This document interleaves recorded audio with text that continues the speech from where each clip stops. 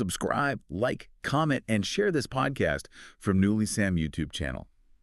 So why does one of the state's most fiercely outspoken political critics suddenly go quiet for months, only to roar back to life with, explosive allegations on the exact day the administrative rules of the state change? Right. I mean, that is the ultimate question of timing. And in politics, especially in a landscape as fiercely contested as Tamil Nadu, timing isn't just, a contributing factor. Yeah. It is quite literally the entire game. It really is. And welcome to another deep dive, everyone. Today, our mission is a really fascinating one. We are unpacking the recent, highly talked about media resurgence of Tamil YouTuber and political commentator Savukku Shankar. Mm-hmm. And rather than just reading you a table of contents of our sources, I'll just say this.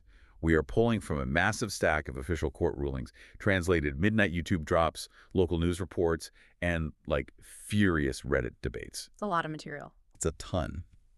And we are going to use all of this to map out the incredibly curious timeline of his sudden burst of activity right ahead of the 2026 Tamil Nadu Legislative Assembly elections. And we really need to look at this through a very specific structural lens. Right. We're focusing on the physical mechanics of state power, the constitutional role of the Election Commission, and honestly, the psychological warfare of modern political media. Exactly.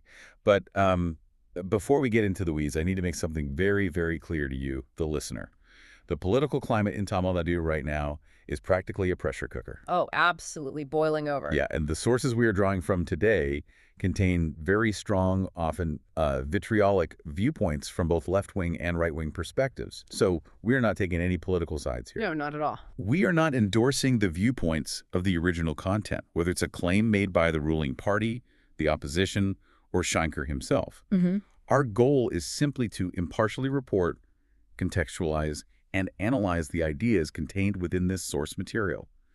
We're here to map the territory, not tell you who to vote for. That's such a crucial disclaimer, because to understand the mechanics of what's happening, we have to look at the claims objectively, almost clinically, I'd say. Right. It is being heavily discussed across all our sources, and we are presenting this as an analysis of public perception and political strategy, not as confirmed absolute truth. Okay, let's unpack this.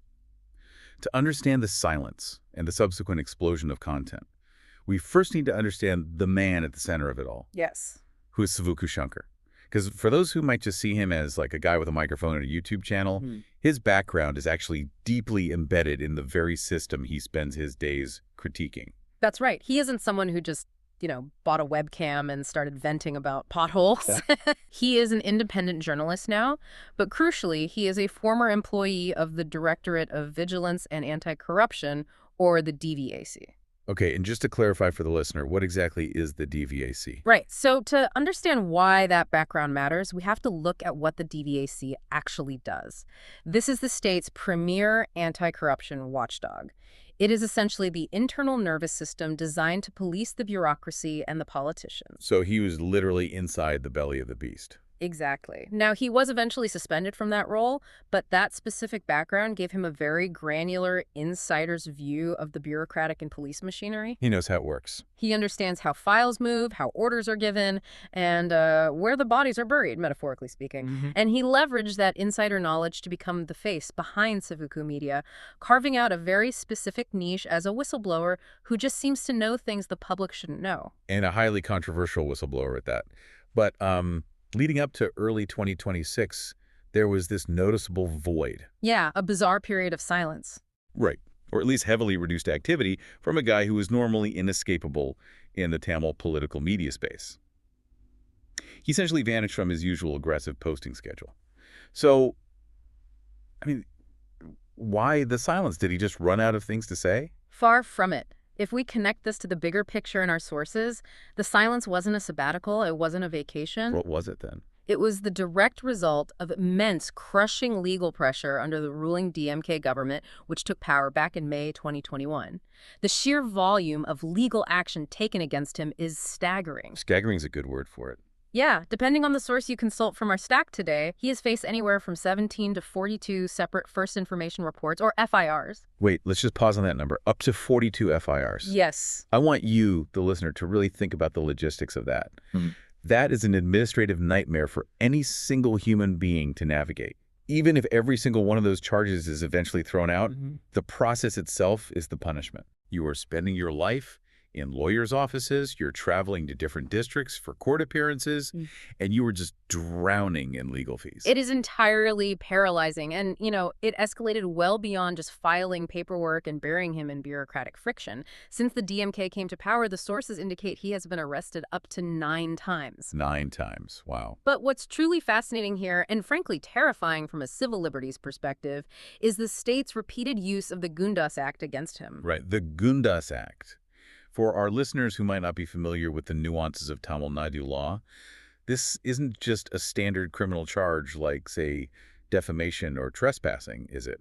Can you explain the mechanics of this act? Not at all. It's much more severe. Its full name is the Tamil Nadu Prevention of Dangerous Activities of Bootleggers, Drug Offenders, Gundas, Immoral Traffic Offenders, and Slum Grabbers Act. That is quite a mouthful. It is. But at its core, it is a severe preventive detention law. It was originally designed for habitual, violent offenders, cartel bosses, violent gang leaders, people who pose an immediate physical threat to public order. Okay.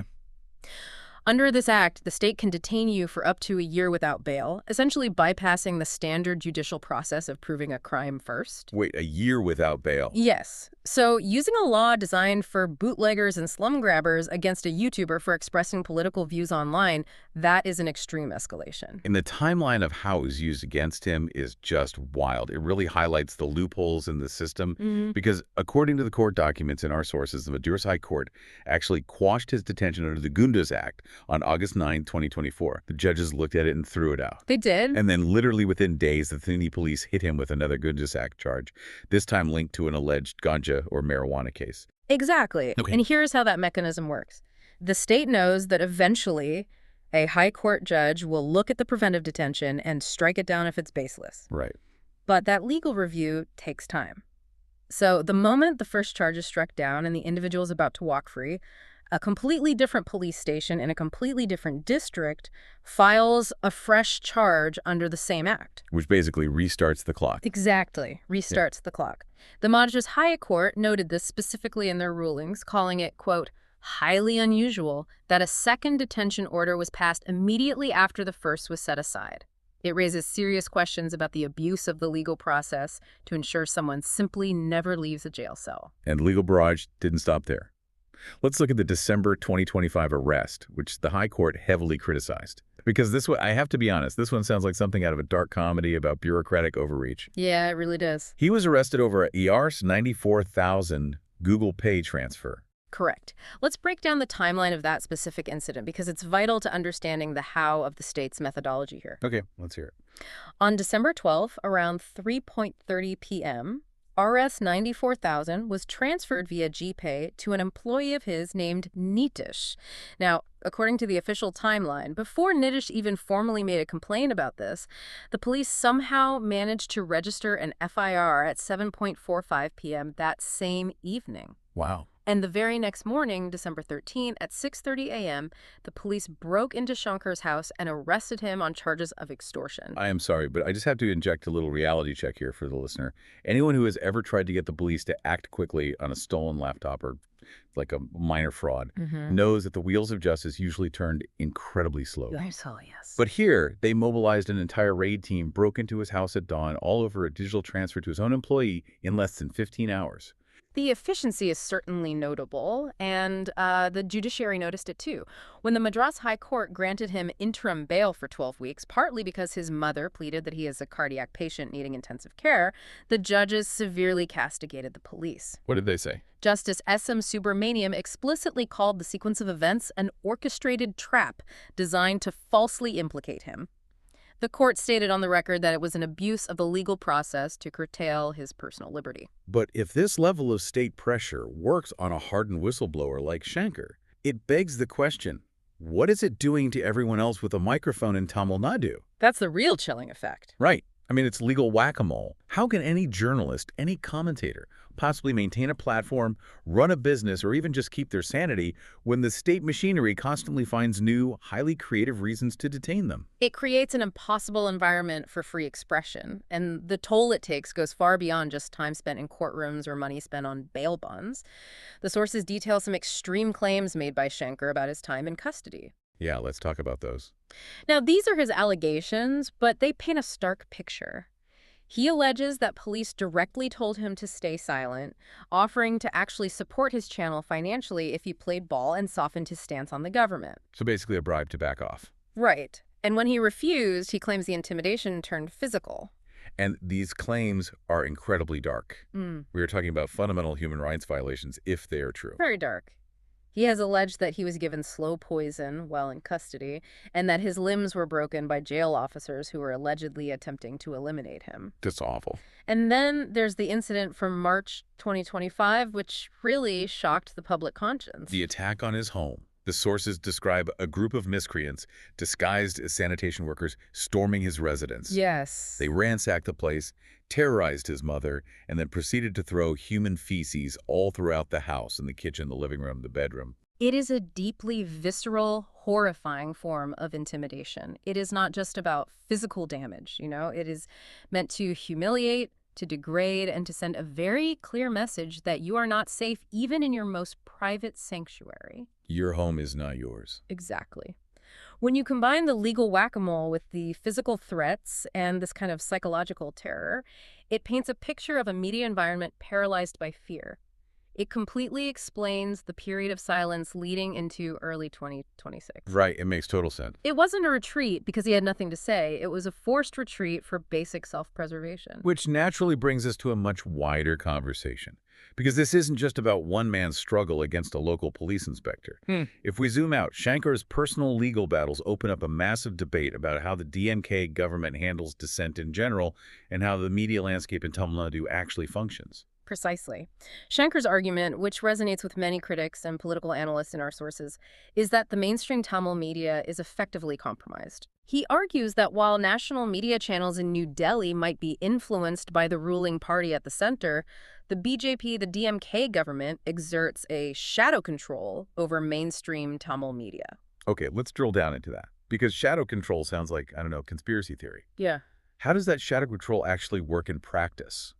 Because it's rarely as simple as a politician calling a news anchor and telling them what to read on a teleprompter, right?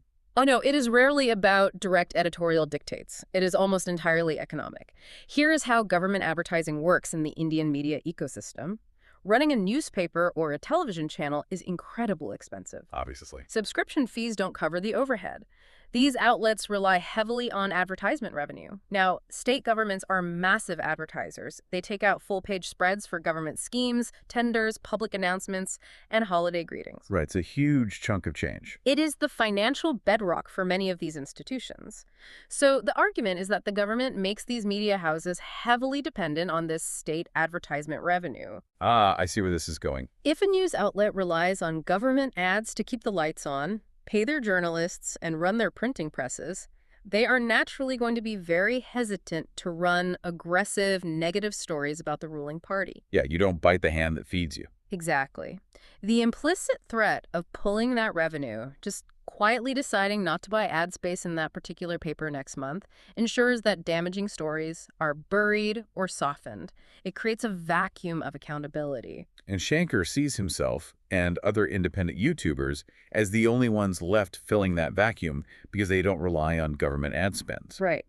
But looking through our stack of sources, it is very clear that the state's heavy-handed response isn't isolated just to Shankar.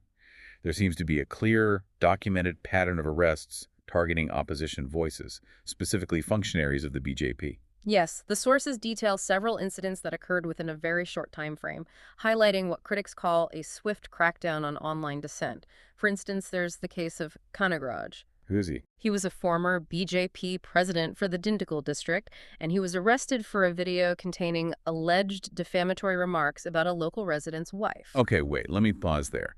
Defamation's a legal issue. If you defame a private citizen, you can expect legal trouble. Sure. But then there are the other cases in our sources that seem a bit more tied to, like, pure political speech. Right. Take Saravana Karthi. He's an organizer for a temple protection committee. He was detained in Chennai over social media posts regarding the appointment of a Muslim individual, Nargis Khan, as a temple trustee. Okay, and the logistics of that arrest were pretty crazy, right? Yes. Looking at the logistics of harassment, despite being detained in Chennai, the police reportedly booked him in Rajapalayam, Which is how far? hundreds of kilometers away, and they claimed he tried to flee. This forces the accused to navigate a geographical nightmare just for bail hearings. Wow. Then you have Prithvi Raj, another BJP functionary, who was arrested simply for posting a video highlighting the poor condition of toilets at the Thirukandur temple. Wait, let me play devil's advocate here. I want to push back on this narrative of pure victimhood. Go ahead. Where do we draw the line? Isn't it a government's fundamental job to stop the spread of misinformation, to prevent communal discord, and to maintain public harmony? If someone is posting inflammatory content about religious appointments in a state that prides itself on communal harmony, shouldn't the state intervene to stop a potential riot? You are raising the exact justification the government uses, and honestly, it's a valid administrative argument. The government points out that these arrests are not random. They are based on formal complaints filed by citizens or affected parties, like the temple trustee in Karthi's case. Right, they aren't just making it up. Exactly. The state argues they are merely enforcing the law, responding to FIRs, and maintaining peace. However, the critical issue here, the reason this is causing such a political firestorm, is the perception of bias. The unequal application of the law. Exactly. The mechanism of justice appears, to many observers, to be selectively oiled.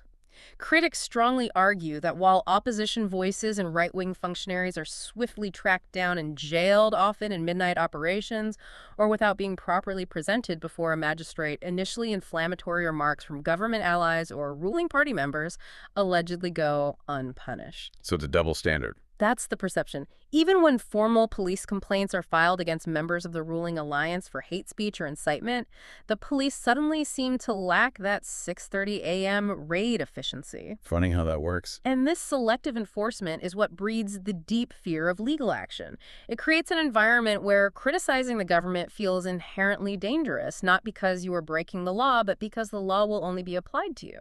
And that suffocating atmosphere of fear, that constant looking over your shoulder to see if the police jeep is pulling up, is exactly what makes the events of March 15, 2026 so explosive. This is the catalyst. Yes. This is the exact date everything changed. March 15th is the hinge on which this entire deep dive turns. Without this date, the rest of the story doesn't happen. On this day, the Election Commission of India, the ECI, officially announces the schedule for the 2026 Tamil Nadu Legislative Assembly elections. The poll date is set for April 23, with the counting of votes scheduled for May 4. And the second that announcement is made, a massive structural shift occurs in how the state is governed. The Model Code of Conduct, the MCC, comes into force immediately. I always find the MCC fascinating. It's not just a set of guidelines. It's like a corporate hostile takeover. It really is. Can you explain the mechanics of what actually happens to the state's power structure the moment those dates are announced? Yep. How does a government practically lose power before the election even happens? It is exactly like a hostile takeover. What's fascinating here is that the control of the state's administrative and police apparatus practically shifts away from the elected chief minister and their cabinet and is handed over to the Independent Election Commission in New Delhi. The chief minister essentially becomes a caretaker. If we use your corporate analogy, the board of directors, the EC, suddenly freezes the CEO's key cards and takes over the IT and security departments to run an independent audit. That's a great way to picture it. The CM cannot announce new schemes, they cannot use state machinery for campaigning, and crucially, they lose their direct unilateral grip on the police force.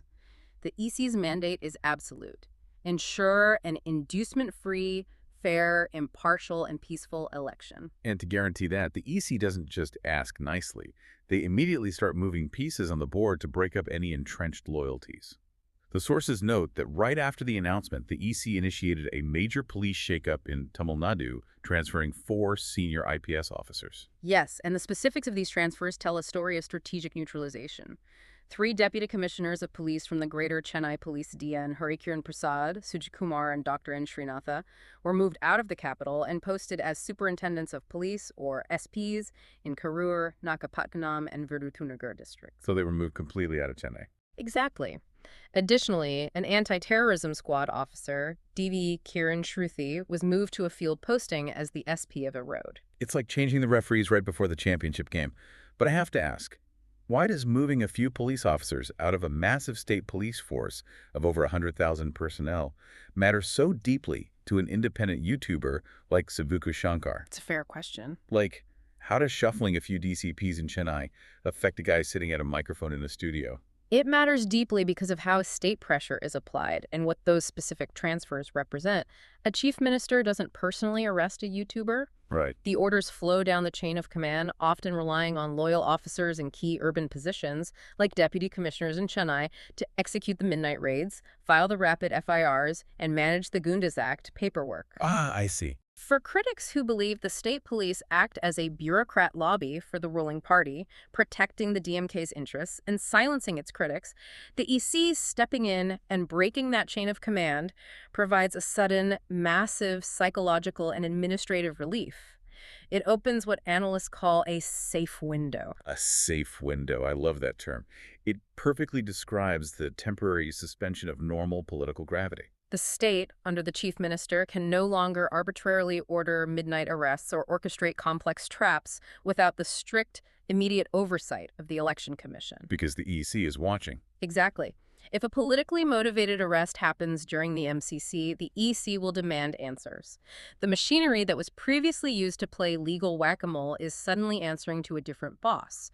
And Shankar's sudden burst of activity aligns perfectly, almost to the hour, with the establishment of this safety net. Here's where it gets really interesting. Building directly on this concept of the safe window, let's look at what Shankar actually did the moment the EC took over. You didn't waste any time. No. He didn't just tentatively poke his head out to see if the coast was clear. He didn't post a cautious, "Hey guys, I'm back" video. No, it was an immediate, highly orchestrated, full-frontal political assault. Starting March 16. Yeah. Literally the day after the EC announcement and the police transfers, there is a sudden flurry of videos uploaded to his channel. And the nature of these videos is incredibly aggressive. Very aggressive. One of the most prominent ones directly targets the chief minister, titled Ulasa Ulagatil MK Stalin, which translates roughly to MK Stalin in a world of pleasure or luxury. The content of this specific video, as detailed in the translated transcripts we have, is a meticulously crafted political attack. He isn't just complaining about governance or municipal issues. He is explicitly asking voters to ensure the DMK does not return to power. That's a call to action. It is. He frames the 2026 election not as a standard democratic choice of who should win, but as an existential, critical mission to defeat the DMK at all costs. And he hits them where it historically hurts the most in Indian politics, the dynasty angle. Exactly. The concept of dynastic politics is a massive flashpoint. He attacks the dynastic nature of the party, tracing the consolidation of power in a very deliberate timeline. Breaking down the family tree. Yes.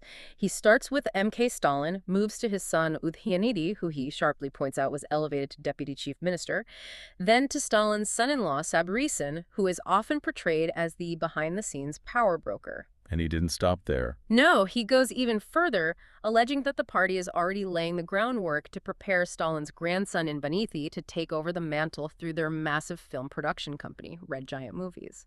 He asks the listener a very direct question. Is this a democracy or a monarchy? He also brings back one of the most damaging allegations from a few years ago, the infamous PTR audio leak. Now, for anyone who forgot, this was a massive scandal. Yes, he heavily references the leaked audio attributed to the former finance minister, Palanivel Tiagarjan, or PTR. In that audio, it was alleged that the chief minister's son and son-in-law had amassed 30,000 crores in a single year. 30,000 crores. I mean, the sheer scale of that number is incomprehensible to the average voter. It's astronomical. And Shankar uses this audio, reviving it just weeks before the election, to paint a picture of a single family treating the entire state as their personal property to loot. What stands out to me here when I look at the timeline is the preparation. Think about the production of these videos. Right. He didn't just casually resume podcasting on the 16th because he woke up feeling safe.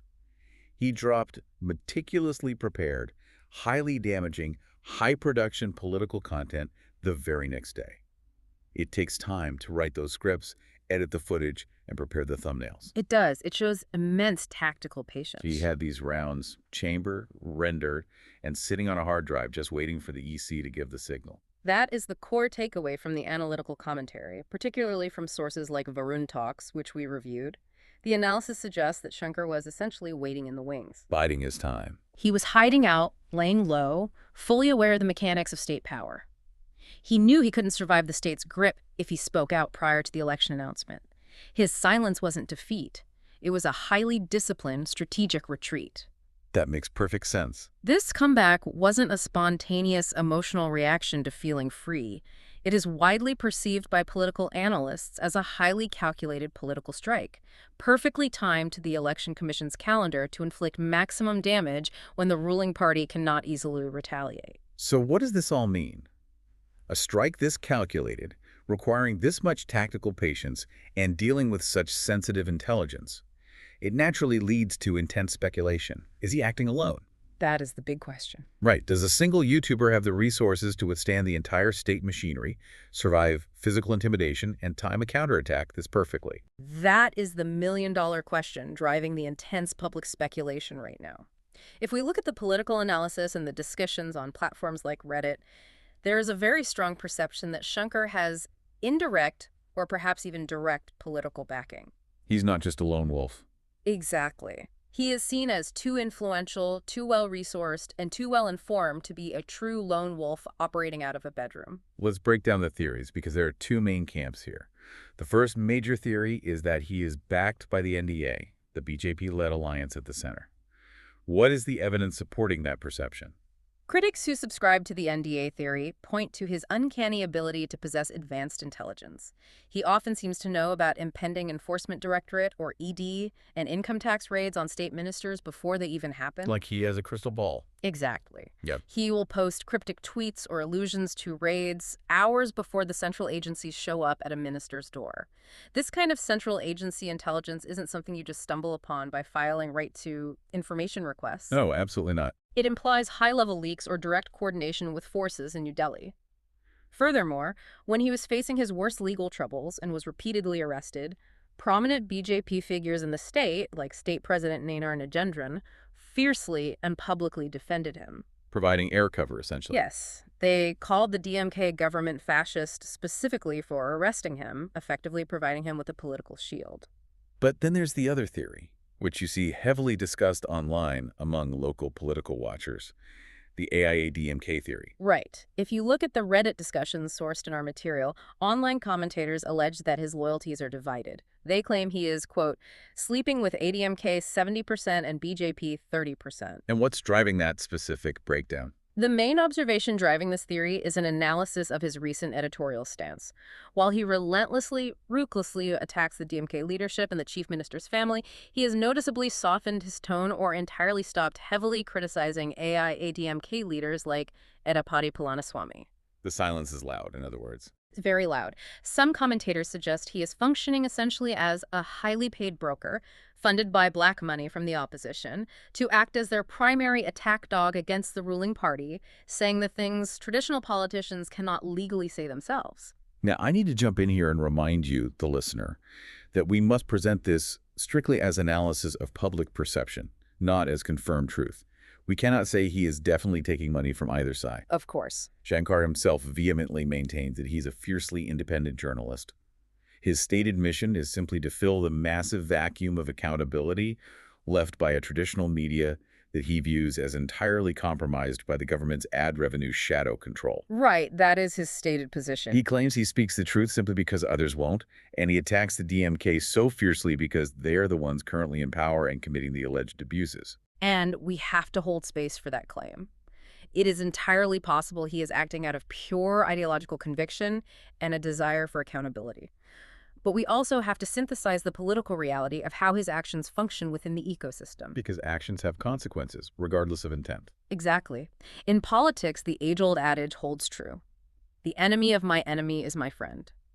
Whether Shankar is officially on an opposition payroll, receiving leaked documents from central agencies, or is simply aligned with the opposition in his deep-seated hatred for the DMK, the practical electoral result is exactly the same. The damage is done. His highly disruptive, loud, and influential voice serves the opposition perfectly in a heavily contested election.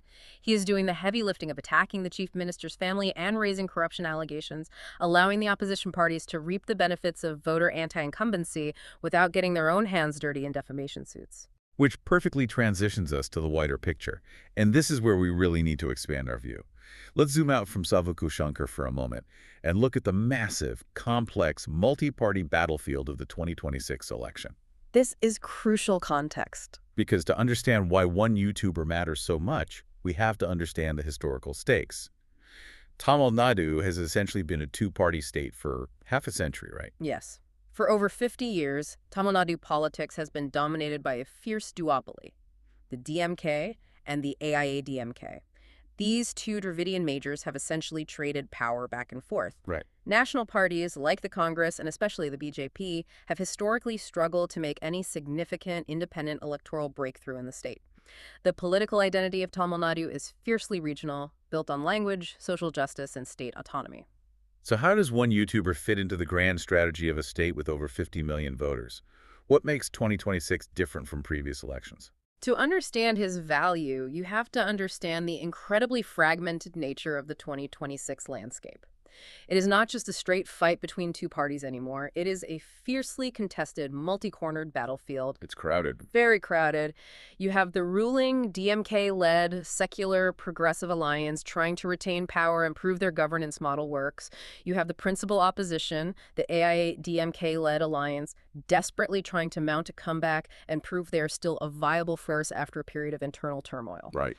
You have the BJP-led NDA pushing harder than ever, pouring immense resources into the state, trying to finally break the Dravidian wall and establish a real foothold in the south. And crucially, throwing a massive wrench into everyone's calculations, you have the wildcard entry of cinema superstar Vijay and his newly formed party, Tamil Vitri Kazhagam, or TVK. This cannot be overstated. In Tamil Nadu, the line between cinema and politics is almost non-existent. Historical giants like MGR and Jayalalitha transitioned from massive film stardom to becoming chief ministers. It's a proven pipeline. It is. Vijay commands a fan base that numbers in the millions, particularly among the youth. His entry is a paradigm shift, and the sources indicate that the pressure cooker is really focused on Vijay right now. Absolutely. The sources note there is intense mounting pressure on Vijay from the BJP to join the NDA, and we need to explain why that pressure exists. It's pure electoral math. The BJP's fear is that if Vijay contests alone as an independent force, he will attract the youth vote and the anti-incumbency vote, the people who are angry with the DMK. Okay, so he pulls votes away. Yes. And by doing so, he will split the anti-DMK vote, inadvertently ensuring that the ruling DMK alliance wins again simply because the opposition is divided. The political maneuvering behind the scenes to get Vijay into an alliance is intense. And this is where the new media ecosystem becomes the absolute kingmaker. The sources highlight that TVK, being a brand new party trying to disrupt a 50-year-old entrenched duopoly, doesn't have the massive institutional machinery or the legacy media ties of the DMK or AIA-DMK. They don't have the newspapers or the TV channels. Right. They rely heavily on YouTube channels to reach the electorate, especially the youth and the swing voters. Channels like Red Pix and Savukku Media aren't just sitting on the sidelines commenting on the election. They are active battlegrounds. What's fascinating here is how, in Tamil Nadu, YouTube has essentially become the fourth estate. Traditional print and television media, as we discussed with the shadow control theory, are viewed by a significant portion of the public with deep systemic suspicion. They just don't trust them. Exactly. They are seen as either explicit mouthpieces for the government or completely compromised by corporate interests and state ad revenue. Because of this massive trust deficit, the electorate, especially the urban middle class and the youth, turns to these independent YouTube personalities for what they perceive as the unfiltered, real story. And the format works so well because it's not dry news reading. It's not a guy in a suit reading from a teleprompter about agricultural yields. Exactly. My final analysis of this phenomenon is that channels like Shankar's have mastered a very specific, highly potent, and highly engaging blend. They mix raw entertainment, genuine, high-stakes whistleblowing regarding leaked documents from within the bureaucracy, and heavy, undeniable sensationalism. It's a very addictive mix. It really is. Some of the political commentators in our sources perfectly describe this formula as mixing 2 lies and 3 truths. 2 lies and 3 truths. That is a brilliant way to phrase it. It makes the content impossible to ignore, because even if you doubt some of it, The truths are so compelling and explosive. It is captivating, it is deeply dramatic, and it gives these individual commentators unprecedented, almost terrifying power to shape narratives and sway the crucial middle-class vote just weeks before they head to the polling booths. They are not just reporting the news, they are creating the political weather. It really is a masterclass in modern political warfare. So let's recap the incredible journey we've been on today. We looked at a fierce, outspoken critic with an insider's knowledge of the Anti-Corruption Bureau. We saw how he was systematically suppressed by a relentless barrage of legal actions, dozens of FIRs, repeated Gundas Act detentions, utilizing legal loopholes, and horrifying physical and psychological intimidation. This forced him into a period of strategic, necessary silence. Then, the Election Commission steps in, effectively executing a hostile takeover of the state machinery, changing the police referees, and neutralizing the state's ability to arbitrarily arrest its critics. A safe window. Exactly. And instantly, within hours, we see the explosive, potentially politically backed return of a YouTube heavyweight, launching devastating, highly produced attacks on the chief minister's family right as the state prepares to vote in a brutally contested multi-party election. It is a narrative that perfectly encapsulates the fragility, the mechanics, and the sheer tactical brutality of free expression in a highly polarized environment. So, what does this all mean for you, the listener? Why should you care about the timeline of one YouTuber? It's a fascinating case study in how freedom of speech isn't just about what you are legally allowed to say on paper. Right. It is entirely about when you are allowed to say it, Yeah. and crucially, who holds the administrative keys to the police force at any given moment. It shows that in modern politics, controlling the timeline and surviving the bureaucratic friction is just as important as controlling the message itself. And that leaves us with a lingering, deeply provocative question to ponder as we head into the election season. If a functioning democracy relies on an independent election commission stepping in from New Delhi for just a few weeks every 5 years, effectively taking over the state just to guarantee the basic safety of political commentators, what does that reveal about the true underlying state of press freedom during the other 4.5 years of a government's term? That is the question, isn't it? It makes you look at every news broadcast differently. We'd love to hear your thoughts on this. Share your own opinions on the timing of Shankar's return, the role of the Election Commission, and the massive power of YouTube in Tamil Nadu politics in the comments below. Do you think it's independent journalism or a calculated political strike? Let us know. Until next time, keep diving deep.